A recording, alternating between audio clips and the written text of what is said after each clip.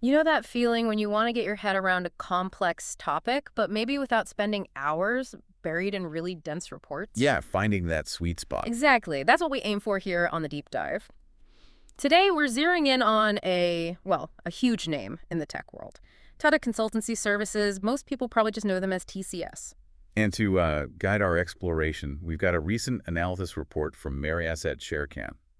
Think of this as our main source today, kind of the key to understanding what's actually going on with TCS right now. Right. Our mission today is pretty simple, but I think crucial. Just pull out the most important insights from this report. About TCS's recent performance, what their future might look like. Basically, equipping people with a solid understanding, but skipping the information overload. Precisely. And the report we're diving into, it takes a close look at the results for the fourth quarter of the financial year 2025. That's Q4 FY25. And it also shares some, educated guesses about what might be coming next. So with that laid out, what were your sort of initial takeaways on their most recent performance? How did Q4 look? Well, the first thing you notice, of course, is the revenue figure. For Q4, TCS reported $7,465 million. Now, that's actually down 1% compared to the previous quarter. Okay, a slight dip quarter on quarter. Yeah, but it is up 1.4% if you compare it year over year. What's interesting, though, is that this number, it actually missed the analyst estimate. They were expecting closer to $7,501 million. Ah, okay. So a little under expectations there. But the report also mentions their constant currency growth. What does that tell us? Is it a different picture? Yeah, that's a really crucial point because when you take out the impact of all the fluctuating exchange rates, that's your constant currency figure, the revenue actually grew by a more, let's say, respectable 2.5% compared to the same time last year. Right, so that strips away the currency noise. Exactly. It gives you a clearer view of the sort of underlying business momentum. And just for completeness, if we look at their revenue in Indian rupees, it came in at ours 64,479 crore. That showed growth of 0.8% quarter on quarter and a more significant 5.3% year over year. Okay, so despite missing the dollar estimate slightly, some underlying growth is still there, particularly year over year. Which sectors were really driving that growth, according to the report? So the report specifically calls out their regional markets as a real engine of growth. They were up an impressive 22.5% year over year. That's quite something. Wow. Yeah. We also saw, solid contributions from energy, resources, and utilities. That was up 4.6%, and also BFSI, banking, financial services, and insurance. That grew 2.5% year over year. BFSI is always a big one to watch, kind of a bellwether, so that's interesting. Now let's talk profitability. The report indicates their EBIT margin decreased a bit. Can you break that down for us? Certainly. Their EBIT margin earnings before interest and taxes, it came in at 24.2%. Now, that's a decrease of roughly 30 basis points compared to Q3. And a basis point is what, 1/100%. So noticeable, but maybe not huge? Exactly. A small but, yeah, noticeable dip. And this was also slightly below what the analysts were estimating, which is around 24.8%. Wow. The report does actually go into some of the reasons behind this. Okay, yeah, let's unpack that a bit more. What were the main things pulling that margin down? Well, the report mentions what it calls tactical interventions.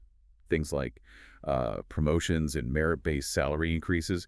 These actually had a pretty significant negative impact, knocking about 100 basis points off the margin right there. Okay, so investing in their people. Right. And on top of that, spending on strategic marketing and corporate social responsibility, CSR programs, that accounted for another 60 basis points negative impact. So those investments are hitting the margin in the short term. Were there any offsets? Anything pushing it back up? Yes, exactly. It's important to note these negative factors were partially offset. Favorable currency movements actually gave them a positive boost of around 40 basis points. Ah, okay. And also improvements in sort of operational efficiency relative to revenue, that's your operating leverage, along with maybe a better mix of the services they sold. Those also helped cushion the fall. Got it. So a few moving parts there influencing that margin number. What about the absolute bottom line, the net profit? How did that shape up? Yeah, their net profit, or PA profit after tax, that stood at ours, 12,224 crore. This also showed a slight decrease, down 1.3% from the previous quarter and 1.7% year over year. And presumably also missed the estimate. It did, yeah. It also came in below the analyst estimate, which was ours, 12,673 crore. Okay, so revenue and profit both a little lighter than expected for the quarter. But one area that sounds like it was really strong was their order book, right? That looked pretty impressive. Absolutely, that was a definite highlight. Their order book, the value of new contracts signed, was very strong at $12.2 billion. That's a big jump, 20% up from the previous quarter. 20%. Yeah. Now, it is worth noting it's actually down 8% compared to the same quarter last year. But the really key thing here is that $12.2 billion figure is way above their usual sort of normalized quarterly order intake, which tends to be in the $7 to $9 billion range. So a really bumper quarter for signing new deals, even if down slightly from a potentially very high point last year. Precisely. A very strong quarter for securing future business. And that must lead to a pretty healthy book-to-bill ratio. Could you maybe explain what that ratio signifies for listeners? Sure. The book-to-bill ratio is simply the value of the orders they received, that $12.2 billion, compared to the revenue they actually billed or recognized during the same quarter. Okay. So in this case, it stands at a solid 1.6x. And any ratio above 1 basically means they're bringing in more new business than they're currently fulfilling, which, generally points towards strong potential for future revenue growth. Right, filling the pipeline. That sounds positive for the future. Let's just touch on a couple of other metrics. The report mentioned a slight increase in attrition. Yes, the LTM attrition that's last 12 months the rate employees are leaving, it did tick up slightly to 13.3% in Q4 from 13% in Q3. It's a small increase, but it's always something to watch. Higher attrition can affect projects' costs. Sure. And their total headcount. TCS is obviously a massive employer. They actually added people overall, a net addition of 625 employees during the quarter. That brings their total headcount to just shy of 610,000, specifically 609,979. So still growing personnel despite that slight uptick in attrition. Any notable shifts in their client base, like the size of clients they're working with? The report did highlight some interesting moves there. On the plus side, they added 4 new clients in that $20 million plus annual revenue category. Yeah. But they also saw a loss of 4 clients in the bigger $50 million plus category and another 4 in the $10 million plus category, just looking quarter over quarter. So maybe some churn or shifts happening with some of their larger relationships, perhaps. Something to keep an eye on. Okay. And finally, just rounding out the Q4 performance, what about their cash flow? Always a key sign of health. Yeah, net cash from operations looks strong, our 16,940 crore.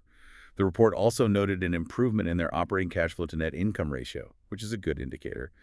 And their DSO days sales outstanding, how quickly they get paid, stayed pretty healthy at 71 days. Efficient receivables management there. Okay. So summing up Q4, maybe a bit of a stumble on revenue and profit versus expectations, but countered by that really robust order book and strong cash generation. Now, let's shift gears. What about the future? What did TCS management actually say about their outlook for this current financial year, FY26? Well, according to the report, the management is actually expressing optimism. They're anticipating that FY26 will turn out better than FY25 did. Okay, so expecting improvement. Yes, even acknowledging the current uncertainties floating around in the global economy. That's encouraging. And do they have specific targets for profitability that they're aiming for? They do. They've set a target EBIT margin range of 26–28%. They reckon they can get there through a couple of key things. Firstly, they expect some lower margin projects to taper off. The report mentions a big BS&L project specifically. Right, shedding less profitable work. Exactly. And secondly, they're really focusing on winning more high-value deals in those hot areas like AI, Gen AI, and cloud. Those kinds of projects usually carry better margins. Makes sense, shifting the mix. Now, given all the talk about economic headwinds, did they comment on whether clients are actually canceling projects? The report indicates they haven't seen major project cancellations, which is good news. What they have observed is some clients may be scaling back the scope or slowing down the pace of certain projects. They call these ramp downs. Okay, so adjustments rather than outright stops. Pretty much. And the management also seemed to expect that this current period of sort of market uncertainty will likely settle down over the coming months. What about salary increases for their huge workforce? That's always a big cost factor. Yeah, interestingly, the report notes that decisions on wage hikes are actually being delayed this year. Seems it's due to that prevailing economic uncertainty. They'll decide on the timing and the amount later in the financial year, presumably when things are a bit clearer. A cautious approach, mirroring what we're seeing elsewhere. And lastly, on their plans, what about hiring new graduates, the freshers? So in FY25, they hired a lot around 42,000 freshers. For FY26, their current plan is to hire a similar number, maybe even slightly more. Wow, still bringing in significant new talent then. Definitely signals continued investment and growth in their future pipeline. Okay, so management sounds cautiously optimistic, banking on that big order book and a strategic shift towards higher value digital work to drive a better FY26. Now, let's pivot to the analyst who wrote the report, Mirae Asset Sharekhan. What's their overall take on TCS after these results and hearing the outlook? Well, despite those slightly weaker Q4 numbers, Mirae Asset Sharekhan is actually keeping a BUY rating on TCS. They do, however, revise their price target down a bit to RS 4,050 per share. Okay, still a BUY, but a lower target. What's the thinking behind that revision? The report says the new price target is based on valuing the company at 25 times their estimated earnings per share, or EPS, way out in FY27. But importantly, they've also cut those EPS estimates Oh, okay. By how much? by about 5.4% for FY26 and 4.5% for FY27. And that downward adjustment reflects those near-term economic uncertainties we've been talking about, the ones management also acknowledge. So they see the near-term bumps, but still believe in the longer-term story. Exactly. The analysts make a point of saying the stock has corrected quite a bit, down about 40% from its 52-week high. They think this pullback actually makes it a pretty decent investment opportunity for the medium to long term. Because the valuation is more reasonable now. Precisely. They note it's trading around 21 times their projected FY27 earnings, which they see as more attractive. And I guess that huge order book we discussed must factor into their continued positive view. Oh, absolutely. They specifically highlight the full-year FY25 order book, a massive $39.3 billion. They see that as providing really strong visibility and a solid foundation for revenue in the coming year. That backlog gives them confidence. And what specific strengths do the analysts think TCS has to grab future opportunities? The report really emphasizes TCS's deep sort of domain knowledge across many industries, their established digital tech capabilities, and crucially, their growing focus and skills in areas like generative AI. Right. They believe this combination puts TCS in a great spot to help clients with both cost optimization and those bigger business transformation projects. And did the analysts offer any specific growth projections for the next few years? They did. Mirae Asset Sharekhan projects a KGR compound annual growth rate of 6.4% for TCS's sales and a slightly higher 7.9% CAGR for their net profit, PAT, over the period from FY24 through to their FY27 estimates. So steady growth rather than explosive, but solid. Yeah, that seems to be the expectation. Steady, solid growth. The report also mentions their 3R matrix. Can you quickly explain what that is and what it says about TCS? Sure, their 3R matrix is just a framework they use. It stands for right sector, right quality, and right valuation. For TCS, the report gives positive marks on all three. Okay. They see IT services as the right sector long term. They view TCS as a high-quality company, strong track record, good management, and as we just discussed, they feel the valuation is now right after the stock's correction. Okay, so summing up the analyst view. Despite trimming estimates and the price target due to near-term caution, the overall message seems quite positive long-term, seeing value at the current price. Now, just to be really clear, what were the specific positives and negatives the report called out from the recent performance? Yeah, they summarized it nicely. On the positive side, number one, that strong deal win TCV, the $12.2 billion in Q4, that's a big plus. Right. Also, the fact that the BFSI sector grew for the third straight quarter in constant currency terms, showing resilience in a key vertical. And finally, the fact that they still added headcount, even if only slightly. Okay, those are the pluses and the main negatives flagged. Primarily two things. Yeah. That dip in the EBIT margin during Q4 and the slight increase in the LTM attrition rate we talked about. Those are the areas needing focus. Got it. Let's maybe drill down a bit more into the demand environment. The report seems to suggest it's quite a mixed bag out there depending on the industry. Absolutely. It paints a picture of, a really varied demand landscape. It's heavily influenced by those ongoing macro uncertainties, but also very specific trends within different industry verticals. Okay, starting with BFSI, which you mentioned was a growth area, what's driving demand there, according to the report? BFSI seems quite resilient. The drivers are things like ongoing tech modernization efforts, the constant pressure for cost optimization, and increasingly using data analytics and AI for competitive advantage. Makes sense. Though the report does mention some delays in decision-making, specifically within the U.S. insurance part of BFSI. Okay. What about sectors closer to the consumer? They must be feeling the pinch more. Yeah, the consumer business segment is definitely described as more cautious. They're seeing delays in discretionary projects, especially in the U.S. That's linked to weaker consumer confidence, maybe impacts from trade policies too. But is the underlying interest in tech still there? Oh, yes. Despite the caution, There's still interest in things like AI, Gen AI, IoT, but it might be manifesting more as smaller pilot projects right now, rather than big rollouts. And overall IT budgets for TCS's clients, are companies still spending freely on tech? The report suggests budgets are generally pretty flat overall. The key trend seems to be companies funding new tech or upgrades by finding savings elsewhere in their existing IT spend. Optimizing and rationalizing first. Right, making the existing dollars work harder to fund the new stuff. Right. What about other big verticals like life sciences or manufacturing? How's demand looking there? Life sciences and healthcare, while there's a clear focus on tech transformation and exploring Gen AI, the report says deal closures are actually happening more slowly. Mm. Life sciences specifically seems very focused on cost reduction and maybe consolidating vendors right now. And manufacturing. Manufacturing is facing some headwinds. Challenges in the auto sector, especially the EV slowdown, plus ongoing aerospace supply chain issues. But interestingly, in North America, there is a noticeable push for cost optimization projects within manufacturing. Okay, are any sectors showing particularly strong positive signs right now? Maybe communications or energy? Communications and media is still feeling pressure on discretionary spend, but there's a bit of an improvement maybe driven by vendor consolidation and ongoing demand for cloud and cybersecurity. Right. Energy resources and utilities, though, that sector is seeing good momentum. It's being boosted by investments in AI, Gen AI for efficiency, and just the whole shift towards cleaner energy. And even the tech and services sector itself is using Gen AI to get more efficient, despite those generally flat IT budgets. Wow, so it really is a very diverse picture depending on where you look. Very nuanced. Okay, let's quickly look at how TCS performed geographically using those constant currency numbers again. Sure. So the growth leaders were definitely the regional markets. India was particularly strong, up 33%. The Middle East and Africa at 13.2%. Asia Pacific ex-Japan at 6.4%. And Latin America at 4.3%. Strong growth in emerging markets then. What about the bigger, more established ones? More muted there. The UK grew 1.2%. Continental Europe 1.4%. Modest growth. But significantly, North America, which is obviously a huge market for TCS, actually saw a decline of 1.9% year over year in constant currency.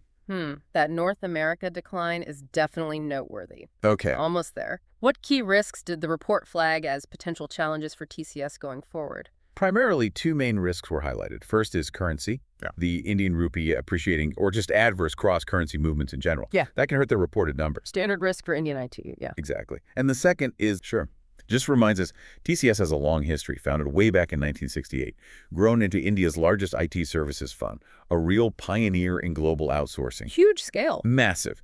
FY25 revenue was $30.2 billion, employs over 607,000 people in more than 50 countries. Headquartered in Mumbai, known for strong margins, and increasingly focused on innovation in AI, cloud, Gen AI, strong deal pipeline, client-centric approach, the usual strengths. And what's the core investment thesis that Mirae articulates for TCS? Why do they ultimately recommend buying it? The main investment theme is basically TCS is a leading established IT player with really broad capabilities, strong digital skills, and stable management. They're seen as a go-to partner for large companies globally, increasingly involved in big digital projects. So, well-positioned for the future. That's the argument. The expectation is they'll keep gaining market share in digital services because they execute well and offer pretty much everything. So overall, the report stays positive on their medium-term revenue growth prospects, driven by those strong deal wins, diverse offerings, digital spending trends, and just their proven delivery track record. Okay, so bringing it all together, this deep dive into the Mirae Asset Sharekhan report shows us a company, TCS, that had maybe a slightly challenging recent quarter on the profit front, but it's definitely underpinned by that very strong order book. Yeah, and a generally positive outlook for the future, especially as they lean into that growing demand for AI and Gen AI. Right.